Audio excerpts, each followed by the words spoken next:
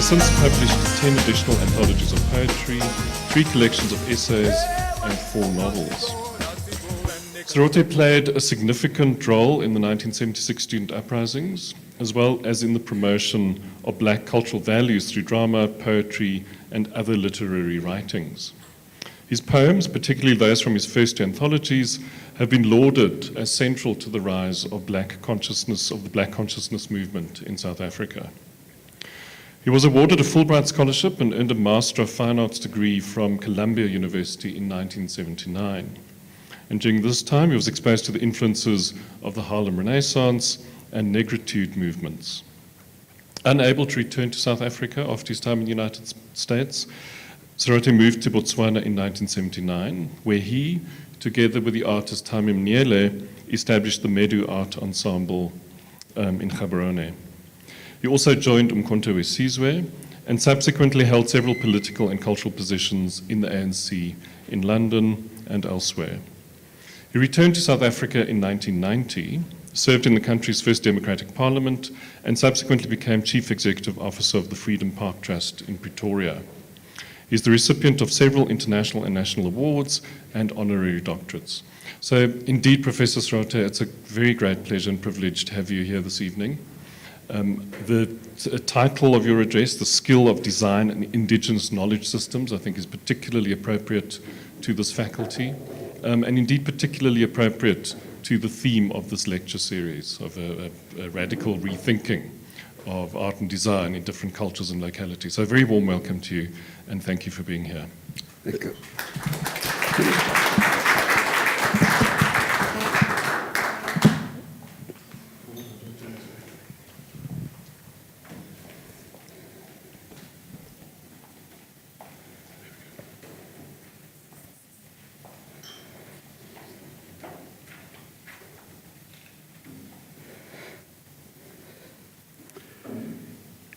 Good evening, ladies and gentlemen. I'd like to recognize the presence of the Dean and of Professor Shaman. Schmaman. Thank you for the correction. But I would also like to express a thanks to Amanda Breitenbach. I'm here because I had a discussion with her some months ago. I'd come here to see the Chinese mural, and we had a discussion, and here we are together here. My presentation is really inspired by many things, but key to it is to try and answer the question, who are we within the global context? How are we going to register a presence? And of course, that key thing which, for whatever reason, human beings need and want at all times, identity. And I chose a subject or an issue which we South Africans should be valuing very much, but for many, many reasons inherent in our history. We are sort of aware of it and not aware of it, conscious of it and not conscious of it, although some of us are consistently present in its activity. I've distributed this document. Hopefully, when everybody leaves here, you'll have this document with you. It's an article that I wrote some time back and was published in a journal called The Journalist. The subject is Bungaka. That's a Setswana word meaning doctor. Of course, the context of bongaka is indigenous doctor. I know that sometimes they are called witch doctors and many other things. But I thought it would be very important to come with that subject here and give a context for it which can inform design or designs of all kinds and different nature. Fashion, the arts, built environment, sustainability revolution, and things like that. Bongaka, in its origin, it starts as a discipline which is holistic, which approaches healing in a holistic manner, meaning that it approaches healing from a spiritual, mental, and physical embodiment. If tomorrow you go to a healer, by the time you come out of there, you'll have understood yourself from a thinking position, spiritual position, physical position, the environment that you come from, the community that you come from, your whole family circumstance. To find healing from that, but to also execute healing into that, all of that context. Of course, the other thing about bongaka is that the ngakas have a very deep knowledge of plant systems. Not only that, but also how mixtures of these plants, grass, leaves of trees, barks of trees, roots of trees, etc., how eventually, because they understand how we as human beings are related to that, they also understand how they can heal us. There are two types of that, of that type of medicine. There is external, which means you use externally, and there is internal, of course, oral.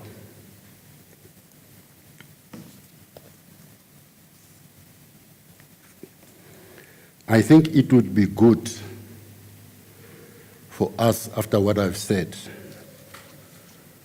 to have in mind that I'm talking about the heritage of this country.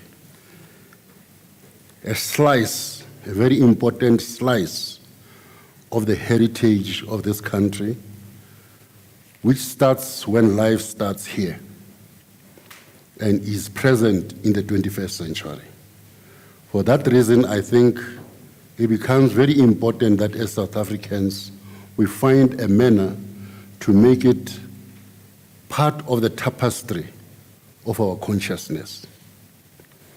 And the beginning for that to happen, I think, also is to understand further its context. It is a rural thing, it is mainly rural based, but because those rural people have also migrated into the urban environment, it is also urban.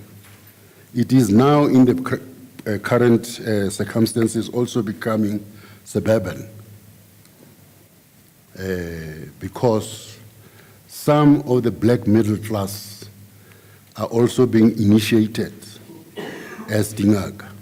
And as they move into suburbs, they create the context and the aura for them to be able to heal in that circumstance.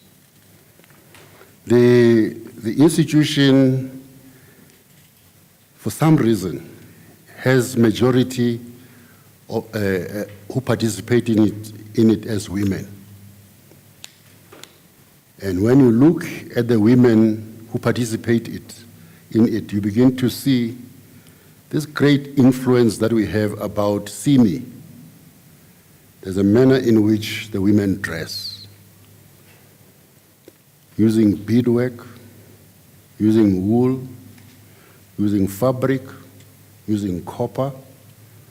At times, I don't know whether it is, as they say in the township, mukokotelo gold, which means a make-do gold. Silver, a lot of beadwork, necklace, and belts, and so on. I'm saying that because I was also talking to people who were doing fashion, the theme upstairs. So there is a lot of challenge in terms of how that fashion, and of course, the Ngakas would deny that they are doing fashion, but they are doing fashion. But it would be very interesting to see how that fashion can begin to be transformed so that it also participates as pollen that attracts bees in the 21st century. And I say that because at the present moment, the manner in which the fashion is being used is a bit outdated and gives a very wrong impression about the people who use it.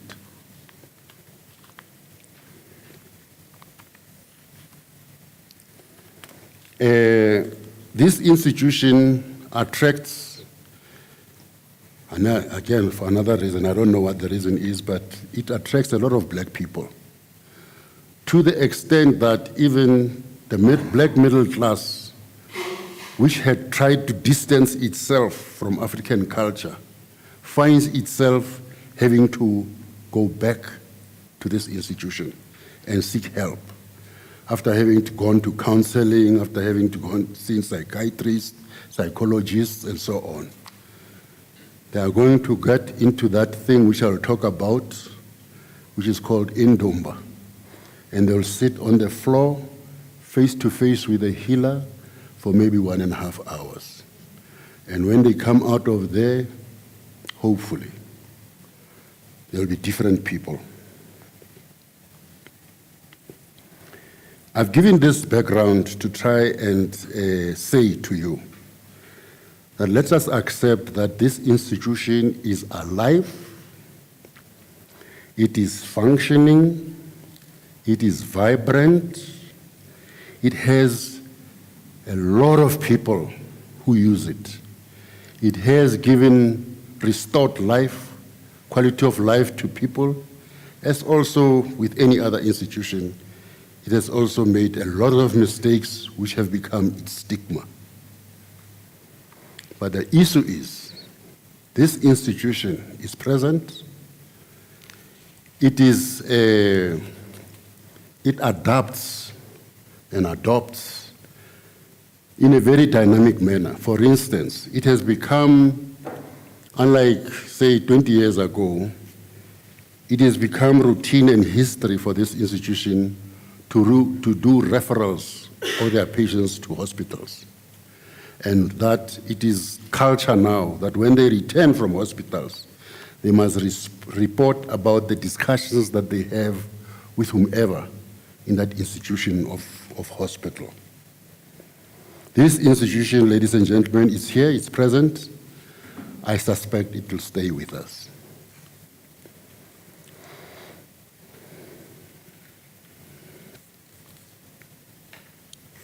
And I would like to contextualize it. This institution is an institution of indigenous knowledge systems. And very quickly, let me brainstorm what I understand indigenous knowledge systems to be. I think this is what is peculiar to all human beings. Wherever science starts, in my understanding, it starts as a belief system, and we've learned also that when beliefs emerge, they have to be verified, they have to be validated, and that's when it leaps into becoming a science. And all science, in my view, have two main objectives. what does that discipline do to ensure quality of life, of all forms of life, plants, animals, human beings? But also, what does that discipline do to ensure to create a livable environment? And that's where the sustainability revolution comes in terms of this institution and in terms of indigenous knowledge systems, which in my view should be subjected to scholarliness. Am I right? Scholarliness. So that we as South Africans, where this institution and indigenous knowledge, peculiar indigenous knowledge systems to this country exists, can also anchor on something that we know we can contribute. Through it, we can contribute to human experience. I suspect that if we can do that from institutions like this one, the university, without having meant to do so, we will be contributing also to many of the solutions that we need in this country about human relations. What do I mean by that? I've said to you that Bungaka does referrals to hospitals. And I've said that when the patient comes back, the patient must remember their interaction at the hospital and report back to the healer. And according to that, the healers understand that they are now innovating this institution. I'll give you an example. When the scourge of HIV/AIDS broke in our country, it was at a time it impacted on this institution to the extent that people remembered, the elders in this institution remembered that there was something in 1901 called Driedag. I don't know why it was dubbed like that in Afrikaans, but the experience of the people then was that if you had that disease and you survive after 3 days, you are healed. Otherwise, the impact of that disease was equal to HIV/AIDS in Southern Africa. The healers then sat together. I'm reading a book currently where they sit and discuss this issue. And they remember that they had 3 plants that they used to heal that disease. They took that disease, those 3 plants, and now when they give you a cocktail, an indigenous cocktail, as therapy for HIV/AIDS, it has plus minus 100 plants in it. That's how it has been innovated. It is now being innovated to see how it must double up and act together with ARVs. Because some people come and say, I'm taking ARVs, but I still am not feeling very well. And therefore that is addressed. Let me then switch on to why I am here. There is something which is called indumba. This is an indigenous surgery of Dingaka. This is where they operate. This space is divided in terms of its content. It is divided into 2 areas. There is a place where the healer always sits, and there is the place also where at all times the patient sits. And they must be eyeball to eyeball at all times. In the document that I gave you, you'll see that first page has this visual. And this is where, as you sit there and you have settled down, the bones are thrown to diagnose you. But this is done with both the ngaka and the patient sitting flat on the ground on a mat, usually a grass mat. If you are inside the indumba, there is an area where a myriad of medicines, raw, are put. Like any other place where people live, you'll find adornment which speaks to health systems, plant systems, symbolisms, and many other things which are intended to impact on your calmness and serenity as you enter the space. In this document somewhere, I think it is page, let me quickly check.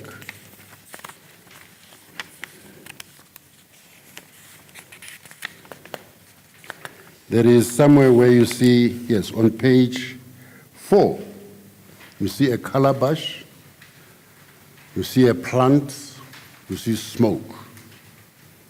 That plant is called impepo. As soon as the smoke ends and there is only soot and ash in the calabash, there is a calmness that all of us need in our lives after that.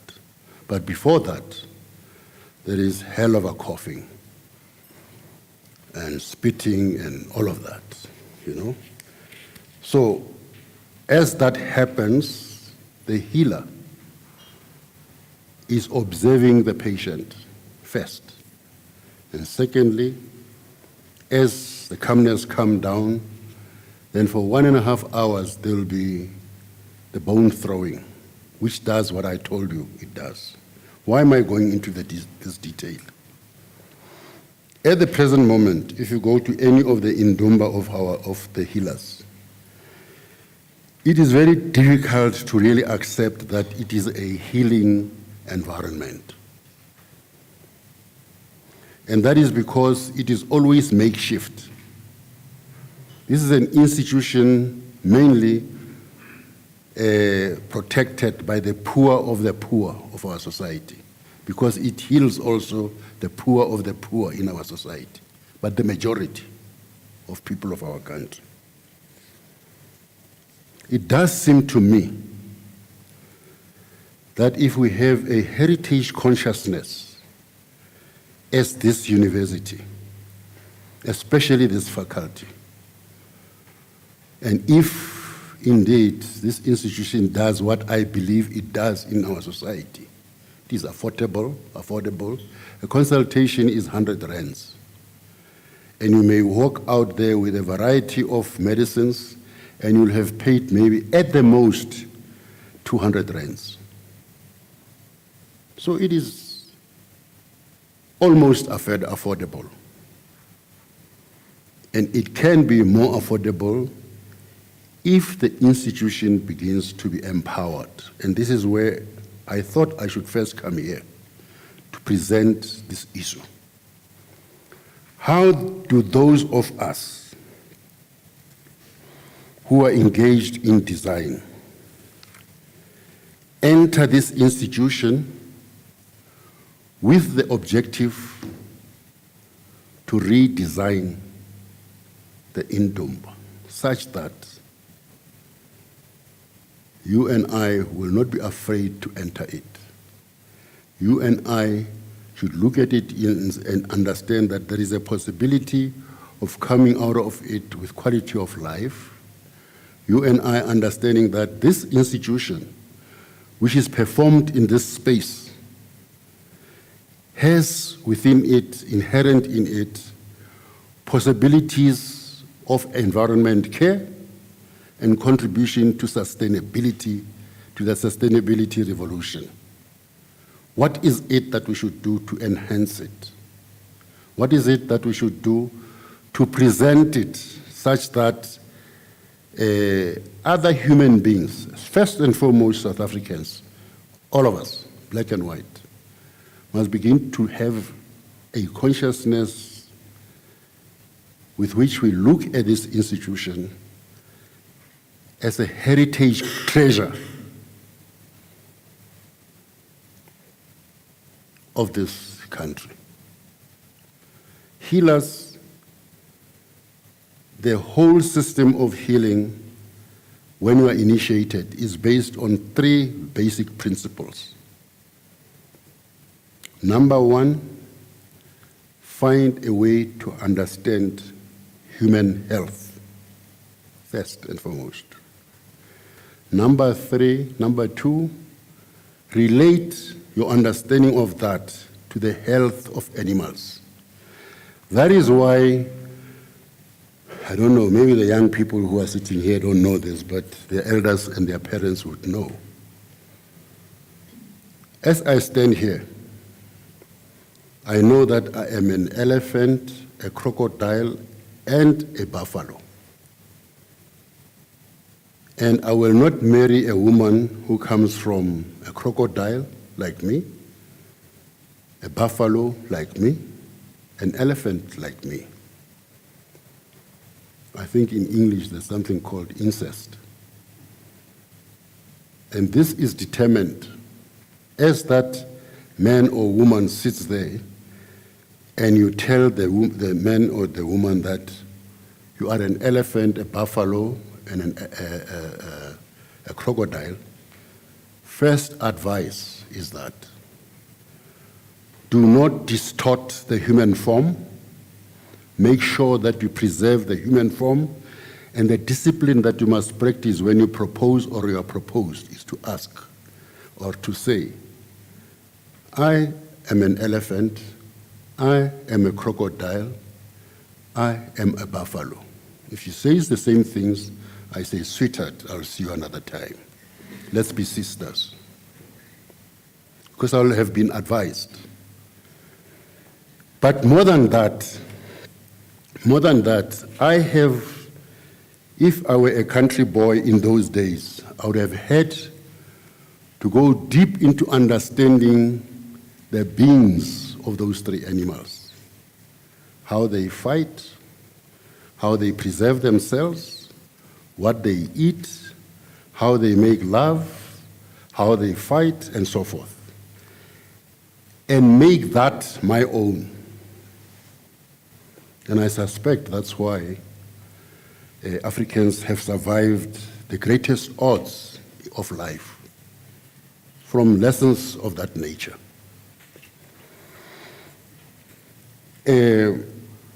My objective of coming here, after all this that I've said, is that I hope that what I've said so far can inspire the designers here, first and foremost, to say to themselves, there is something called indigenous knowledge systems, I understand it. Secondly, there is an institution that comes from that knowledge system, and it is a very important institution because it addresses the health condition of all South Africans. Now, here is one of the biggest challenges. On the Western medical side, the hospitals, all the hospitals of this country, all the medical doctors of this country, black and white, look at this institution with utter chauvinism and utter contempt. But let me share something with you. This institution handles the life and health of 86% of the population of this country. This is what HSRC has said. What this means is that the people who consult in this institution and are referred back to the hospital is that they use the 2 institutions which don't speak to each other over a very important matter, the health of the nation. I'm underlining that to say, hopefully, this understanding and this fact can persuade some of the designers here to say, this other institution, like this other institution, needs to be empowered. Needs to be empowered so that it discards many of the burden of the past, which has to be discarded. but also it enters very consciously and deliberately the context of the 21st century. So it would mean that the designers who are sitting here, when they think about the dress of the healers, they must ask themselves, what do we do? All the colors that they have. The healers wear the colors of the rainbow. When they appear here, you can't miss them. What do we do with those colors, with that type of dress, so that it belongs to this century? What do we do with the supporting jewelry? How do we design it such that in the eyes of the beholder, it makes a positive statement? What must we do? What must we do with the hair of the healers? Many, because they despise their kinky hair, are now wearing wigs which now and then fall when they dance and blind them sometimes. Something needs to happen, an intervention. And I think that the intervention in terms of the persona of the healers must come from here.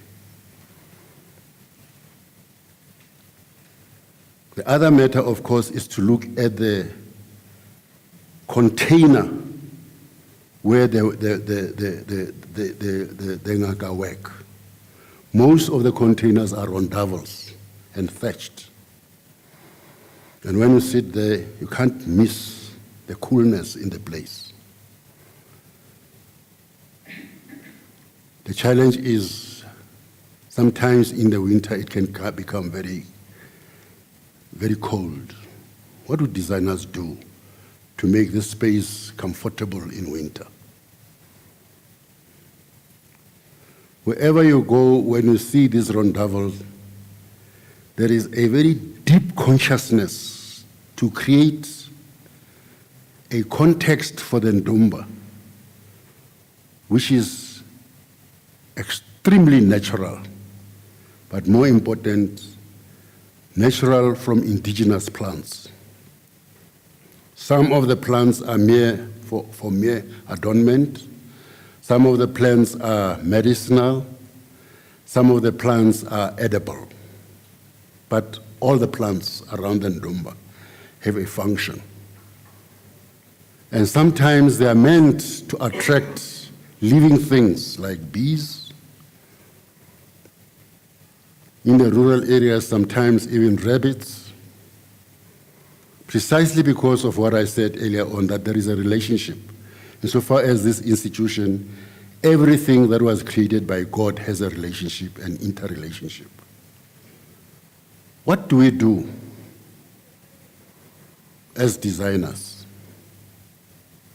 in the content of this indumba, such that all the people who are sitting here can be comfortable when one day you feel, I must go and consult Engaka today, as you would when you go to hospital, and feel that this is a very comfortable space. Already by saying so yourself, you have, according to the institution, you have begun to heal yourself, and that is very important. That you come in here, and as you enter the space, you begin the process of healing yourself. And at the end of the session, in terms of the bone throwing, that is what the healer is going to say to you. Did this place, inside and outside, when you came here, did it speak to you about healing or not? Many of us lie at that point. Even as I felt, this is a very dirty place. Look, he's not wearing shoes. There's something that smells funny in here. We don't say that. But I suspect that designers, when they do that, they will take that into consideration to address my lie to the healer. Another important element which I've seen when I look at it, which is internal and external, is how that institution, that indumba, can make use of a lot of available light from the roof. But people have stuck to the thatch. I'm not saying they should leave the thatch. I'm sure you can have the thatch and allow available light. In the distant places of our country, rural areas, when you go there, you'll see that the roof is lifted up so that there's light coming in from the sides. So it is needed. Why? Because there are internal plants which need shadows, which are in the house, in there.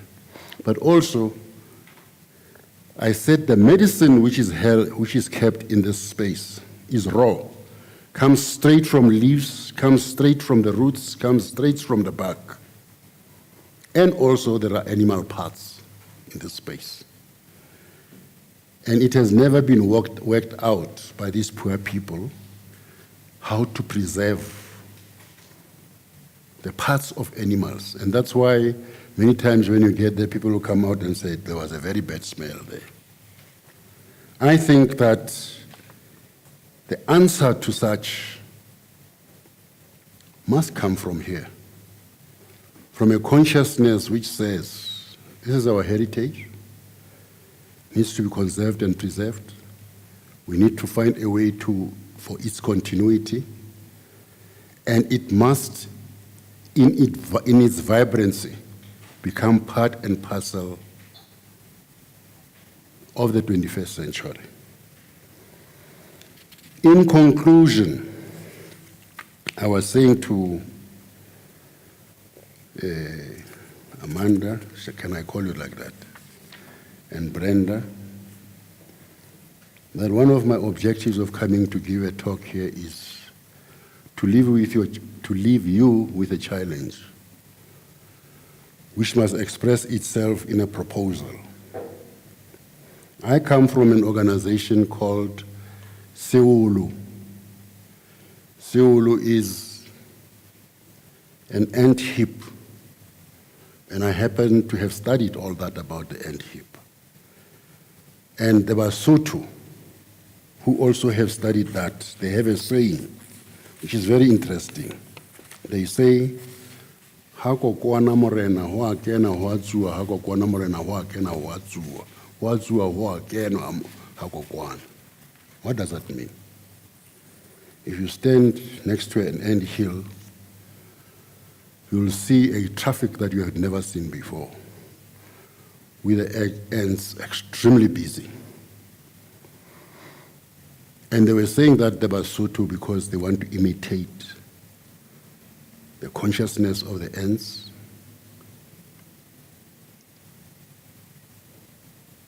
the flexibility of the ants, the colonies that they've created, and so forth.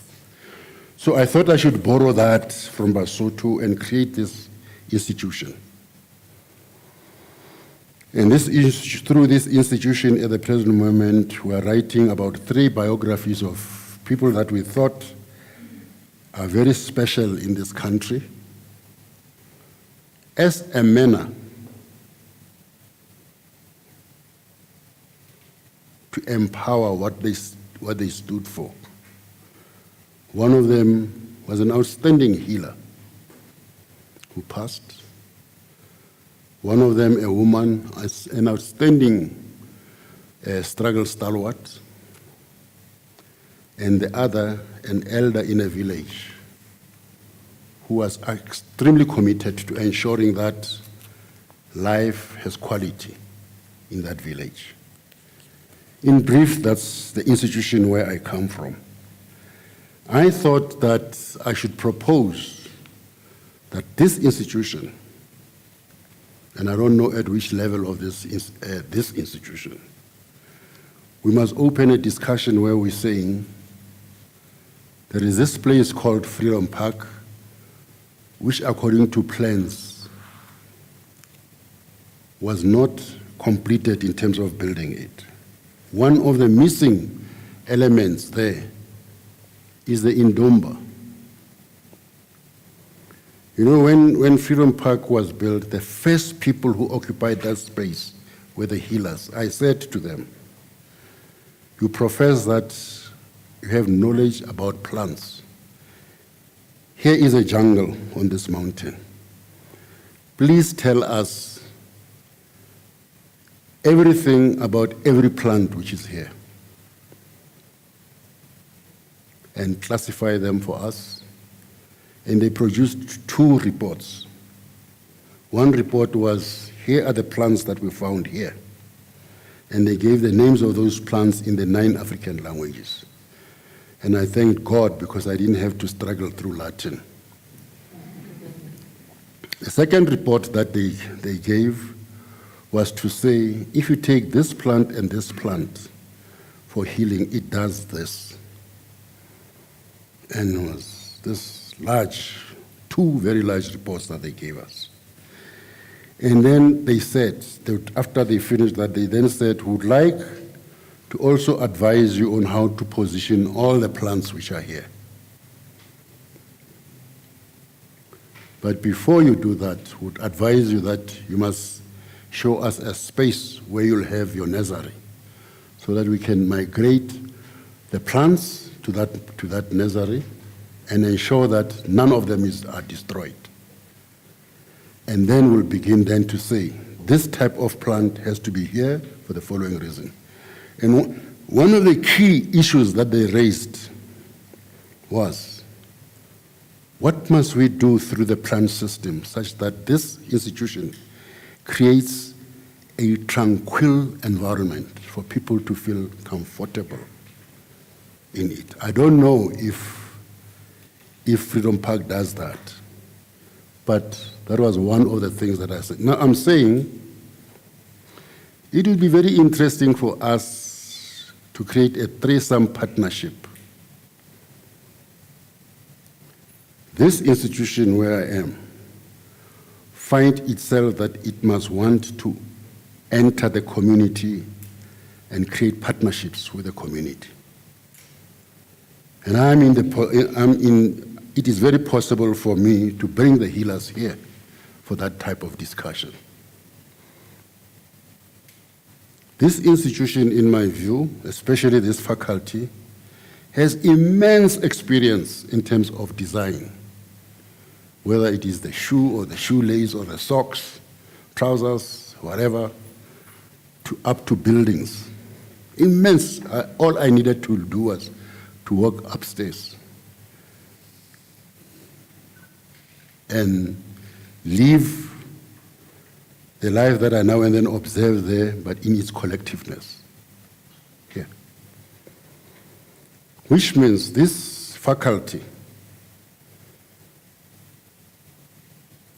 and I'm whispering to the ear of the dean here. This faculty has a skill which can claim for all our people one slice of a very important heritage of our country. How? By us collaborating and say we are going to find the money. And I was saying one of the places that we must go to is the Lotto and say we want to claim one of our heritage and give it life within the context of the 21st century and build an indumba, design and construct an indumba at Freedom Park. There is a space there which stands next to the nursery, surrounded by all kinds of plants, where this can happen. Paul, when we came here, he gave me a line which I want to quote about the mouth and what? Paul, where's Paul? Paul is the mouth? Mouth and motion. Mouth and motion. I was very attracted to that, Paul. So that we go to that, to Lotto, we go to the Department of Arts and Culture, we go to the various departments together and quote Paul.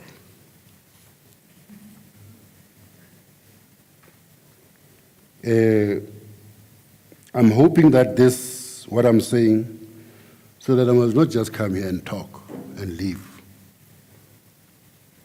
I'm hoping that if I'm talking too much of idealism, you'll help me to come to reality. But together, through an informed consciousness, commitment, and very deliberately, enter the space where HSRC says, besides the 86%, it says every year 200,000 healers are initiated and given to the country. And it's throughout the country. And therefore, this institution would be exposed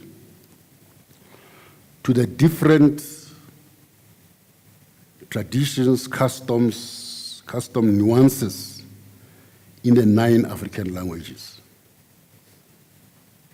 And it would be a very important challenge within that context to then fight tribalism by creating an indumba which will have addressed all the different cultural nuances of the 9